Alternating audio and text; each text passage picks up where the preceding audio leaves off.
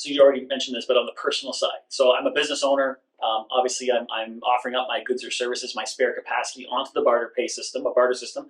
I'm able to bank those barter credits into my account. I'm obviously going to use them for my business-related activities, but I'm also going to use them personally as well. How would a business owner account for that properly? Sure. Well, I mean, the simplest way to think about it is if they have a shareholder account, is to basically track it through that. So basically, that if they spend 5,000 barter credits, that would be tracked through that shareholder account, and then throughout the year decide basically whether or not that's going to be extra income, or if it's going to be dividends, or maybe the company actually owed them money, so basically that's going to be the form of repayment.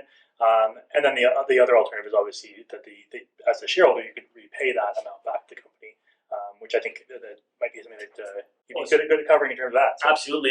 There's so many hundreds of examples of this where business owners that we're consulting with have taken our advice and literally are able to convert their barter credits into Canadian dollars at 1-for-1 just based on a personal expenditure that they're able to offset. So what I mean by that is when a business earns barter credits into their business account, obviously they're recording that as revenue to the business.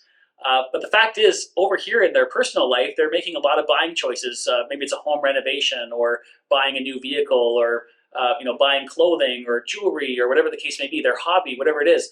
And so business owners are constantly taking after-tax personal dollars, personal Canadian dollars, and they're buying, let's just say, a new roof on their house for $10,000.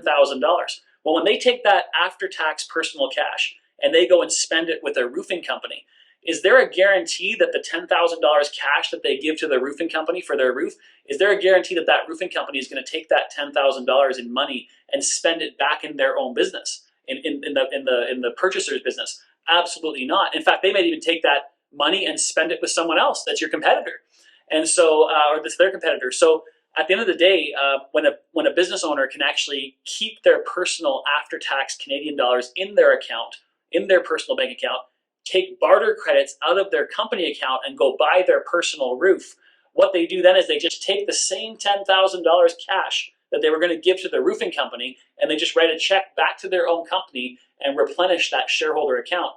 It's literally, there's no adverse effect on their personal income. It was literally 10,000 came out of the company and 10,000 went back in. The benefit is, though, that they've turned $10,000 in barter credits right back into Canadian dollars at a 1-to-1 value. And that's a huge benefit for a business owner.